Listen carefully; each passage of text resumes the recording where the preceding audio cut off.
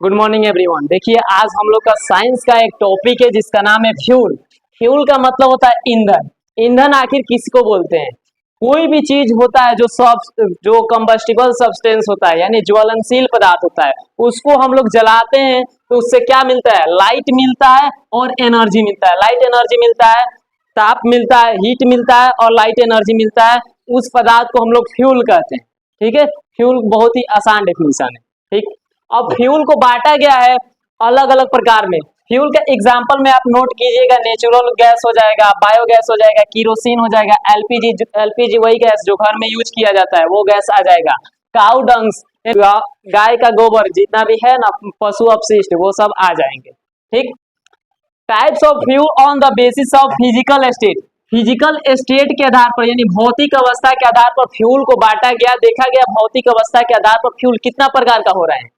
तो भौतिक अवस्था के आधार पर फ्यूल को देखा गया तो ये तीन प्रकार का पाया गया। सॉलिड फ्यूल, सेकंड है लिक्विड फ्यूल और थर्ड है गैसियस फ्यूल। सॉलिड फ्यूल किसे कहते हैं? तो वैसा फ्यूल जो हमारे रूम टेम्परेचर समझिए, अभी जहां हम लोग रह रहे हैं, जिस रूम में रह रहे हैं उसका टेम्परेचर को ही रूम टेम्परेचर कहते हैं। ठीक है, उसी को रूम टेम्परेचर कहते हैं। इस रूम टेम्परेचर पर अगर कोई फ्यूल किस फॉर्म में पाया जाए? सॉलिड स्टेट में पाया जाए, सॉलिड अवस्था में पाया जाए यानी ठोस अवस्था में पाया जाए, उस फ्यूल को हम लोग सॉलिड फ्यूल कहेंगे। फॉर द एग्जांपल में वुड हो जाएगा, लकड़ी हो जाएगा, कोल हो जाएगा, कोक हो जाएगा, एनिमल्स डंग्स यानी जितने भी पशु अपशिष्ट है वो सब आ जाएंगे। ठीक, क्योंकि ये सब सॉलिड अवस्था में पाया जाता है।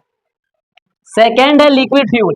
लिक्विड फ्यूल किसे कहते हैं? तो वैसा फ्यूल, इसका भी डिफिनेशन, सभी का डिफिनेशन प्रथम के जैसा ही है। इसका भी डिफिनेशन वैसे ही है कि वैसा फ्यूल जो रूम टेम्परेचर पर किस अवस्था में पाया जाए? लिक्विड अवस्था में। अगर कोई भी फ्यूल है जो हमारे ये रूम टेम्परेचर है, इस रूम टेम्परेचर पर लिक्विड अवस्था में पाया जा रहा है, उस फ्यूल को हम लोग लिक्विड फ्यूल कहेंगे। सो फॉर द एग्जांपल में एलपीजी गैस हो गया, डीजल हो गया, केरोसिन हो गया। अब बोलेंगे कि एलपीजी जो गैस है वो हमारे घर में रहता है तो वो लिक्विड फॉर्म में नहीं रहता है। नहीं, वो लिक्विड फॉर्म में रहता है एलपीजी गैस, लेकिन उसमें इतना ना प्रेशर हम लोग इतना ना प्रेशर डाल दिया जाता है, दबाव डाल दिया जाता है ऊपर से, उसके बाद उस गैस को भरा जाता है, उस लिक्विड गैस को भरा जाता है, तब वो गैसीय अवस्था में आ जाता है।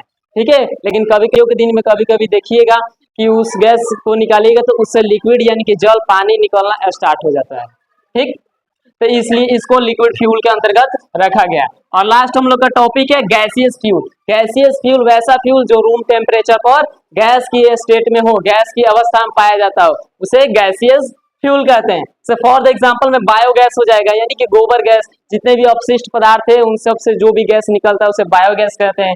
वाटर गैस हो गई, यानी जल से जो गैस निकलता है, वाष्पीकृत हो जाता है, उसे वो वाटर गैस बोलते हैं। नेचुरल गैस जो हमारे नेचर के अंदर से निकाला जाता है उसे नेचुरल गैस कहते हैं। ठीक है, दैट्स ऑल।